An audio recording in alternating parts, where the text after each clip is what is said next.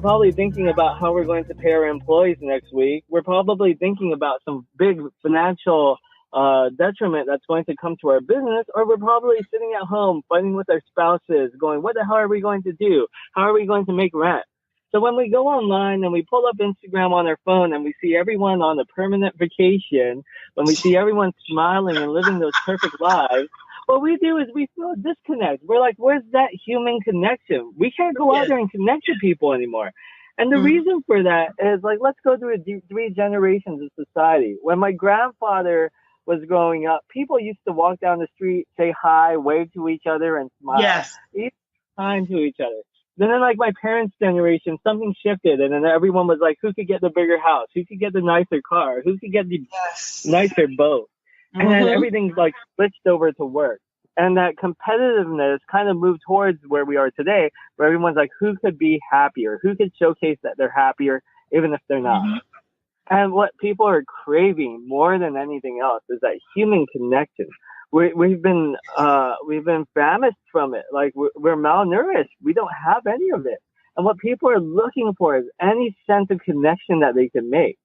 Now, you might be thinking, if I want to go out there and I really want to make a deep connection with others, I have to go out there and share my biggest vulnerability, like a level 4 exposure, which could be like losing a business or talking about your divorce. But if you've been conditioned for the last half decade to go out there and share your very best moments, and you post something like that, or you share something like that, people are going to look at you like you're having like a mental breakdown or a midlife crisis. And it makes sense because it's like, where did this come from? I thought your life was perfect. So what we do is we teach people how to go through 5 different levels of exposure. From level 1, which could be something simple as like spilling food on your shirt, which is something I do almost every day. Level 2 could be like a little bit like maybe a argument that you kind of had. Level 3 could be a pretty big problem that you faced, and level 4 could be one of those big problems. So it doesn't mean you stop sharing the good moments, but you add in these bad moments too, because if you think about our days and the 24 hours that we're alive every single day, we probably have a really great moment, a really horrible moment, an okay moment, a slightly bad moment. And what we have to do is we have to figure out how to go out there and have our lives be as transparent as possible, where our digital presence, how we're communicating to others, is as direct of a relationship to who we are as opposed to just playing that highlight reel. I love it. And you have given a really great intro into the next topic, which is Ditch the Act, Reveal the Surprising Power of the Real You for Greater Success, which is your book. I would love for you to tell us what you're going to be giving away to the listeners of this podcast. I love the premise of the book where you're talking about what you just said, getting rid of the imposter syndrome, being real. It's time out for, I'm standing next to a Maserati and this is my car and then this is my big house behind me when it's not really yours. Yeah, and I think a lot of people are doing that right now. And last year, I almost even picked up a Maserati because I'm like, wow, those seats are so cool. They have the little, like, pike on them. That's so cool. It's like the Little Mermaid.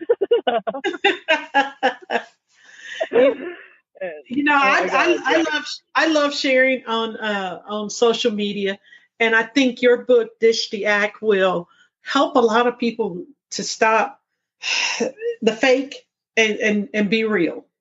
Yeah, I think one of the best things that Brene Brown, who's a researcher on vulnerability, what she said was, the first thing that I look for in you is authenticity and vulnerability. But then when I see it in myself, what I see it as is like fear, disappointment, shame, and all these other emotions. So it's kind of weird. Like, if you really think about it, when's the last time you read a compelling story? It was probably of someone who opened up and poured out their soul, and you're like, wow, this is fascinating. And you look at them with awe, inspiration, and you're like, wow, this person's really inspirational. But then when you think about sharing your own story, you're like, oh, people might mock me. People might judge me. They might ridicule me. They might call me a loser. All feelings that I felt before. And what I kind of did in that book is I help people with this thing called an exposure resume. What that exposure resume allows you to do is it lets you find those bad moments in your life to really go out there and figure out what things are happening that you could go and put out there and maybe potentially share later. And we put that into an exposure bank. Then with those exposure resumes that we create, let's say we create like half a dozen of them. We rank those from level 1 to level 4, and then we start sharing from level 1 up to level 4 so people could see the full comprehensive view of exactly who you are. Now, and then if you look at the book as a whole, we kind of go through 3 different sections in the book. Everyone's okay with going second, going third, going fourth, when it comes to sharing vulnerable moments. Like if you looked at like maybe the Me Too movement, when the first person spoke up, that was extremely scary. No one wanted to speak up at all. But after that first person spoke up, the second person, third person, fourth person, 100th person, they all spoke up right after that. So, and the first portion of the book, what Ryan, my co-author Ryan Folan and myself, what we do is we share our own vulnerable stories, where we open up, share it all. The good, the bad, our versions of the ugly. So we could go out there and go first, so that eases your pain to go out there and be second, because it makes it so much easier for you. Then what we do in the next section is we really build a case on why you need to go out there and do this. Like, so many people are so accustomed to going out there and burying their skeletons in their closet and burying them as far deeply as possible, hoping that they're never going to ever pop out again. If you look at some things like when George Bush was running for office, he worked his entire life to get up to that moment where he could potentially go and be president. But what ended up happening is he wasn't fully transparent about all of the situations he encountered. He tried to hide a DUI from the public that he was convicted for in the past. What ended up happening is that skeleton was used against him, and it almost took away his entire career and everything that he worked so hard to build. Now, Obama, on the other hand, he had a rough time getting into office due to color and some other issues with our world at the time. But then when he was asked, have you ever done cocaine before? He said yes. He just said it straight up. And then that was never used against him in the election. That was never used to hold him back. So they couldn't use anything from his past to hold him back from getting into that Oval Office. And then if you really think about it, that's portrayed in tons of different TV shows and everywhere else, where if you really pay close attention to movies and you find that moment where that person's about to be blackmailed and everything's going to be stripped away from them, and they come clean and reveal their truth, they end up winning. And then in the next portion of the book, what we do is we kind of go through all these different worksheets where we walk you through exactly how to follow that 8-step branding process to really go out there and build that personal brand. And for everyone who's listening on to this podcast today, what we're doing is we're giving away the first chapter of this book as a free download. And the free download, I think everyone will be able to see that ditching the act of not being real can help them as they grow their business, as they reach new customers. And I like how you're talking about sharing the good with the bad. Last week, this past Sunday was Mother's Day. And it was the first Mother's Day that I wasn't with my mom. She passed away in January from cancer. And it was a hard week for me last week, and I kept sharing pictures and things. And when Monday rolled around, it was a new week, and I shared one of my favorite songs by Kirk Franklin called I Smile, because I went through a lot last week. But this week, I'm like, okay, I'm smiling. I'm moving forward. I'm pushing through. And I think as entrepreneurs, we have to be real and show people, we feel.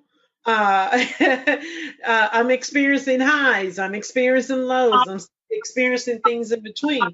And I think my realness makes me likable and to the point where people are drawn to me. And when you're trying to grow your business online or grow your visibility online, you want to draw people to you. I feel that anyone listening to this podcast needs to be prepared to get this book and get real. If I have one takeaway that I want people to take from this podcast, and it's time to stop the imposter syndrome, and to get real, ditch the act. As we get ready to close, what one thing would you want my listeners to take away from this podcast? Well, I think the most important thing is to really ditch the act and reveal the whole self. Like, if you really think about it, when you go out there and you advertise for your business, you're probably getting a certain different click-through rate. I want to share a story with my friend Joe Martin.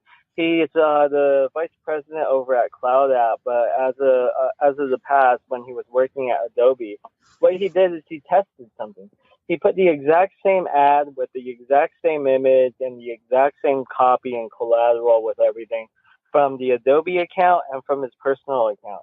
When he put it up, the personal account ended up getting 10 times more clicks than the brand account. And the reason for that, people are able to like people so much more. And that shows you kind of the direct results that you could kind of get with this. When you go out there and you kind of lead with an advertising budget or something, most people are struggling to get their ads to be convert 10% better, 20% better. And if you're doing 25% better, people would say that you were absolutely crushing it at what you did.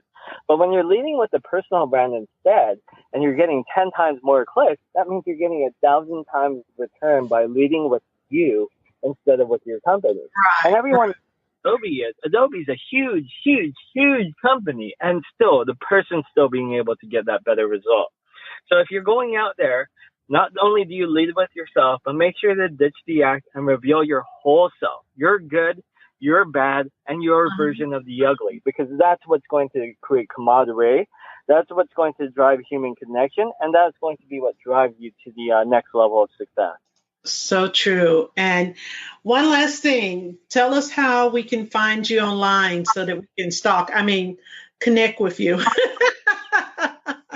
I'm most active on Twitter at Mr. Leonard Kim. My profiles are usually Mr. Leonard Kim or Leonard Kim. My website's leonard-kim.com, and you can learn more about the book, Ditch the Act, at ditchtheact.com.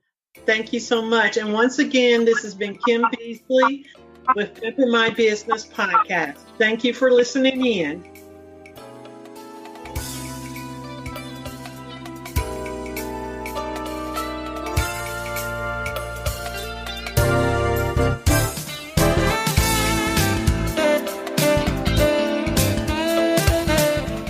I'm Jarrell B. Thomas, founder of the 1 Million Women Link Up. The Powerhouse Business Initiative educates aspiring 7-figure women on how to monetize their LinkedIn membership by forging lucrative collaborative marketing partnerships with like-minded business and professional women so they can sell out their events, catapult their book sales, fill up their coaching hours, and more. Visit smartwomenpartner.com to learn more about the 1 Million Women Link Up.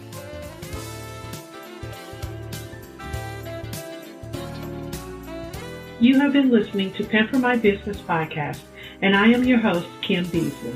Join the Pamper My Business community by visiting pampermybusiness.com, where you will find our free training along with our masterclass so that you can continue your learning journey about building your brand online.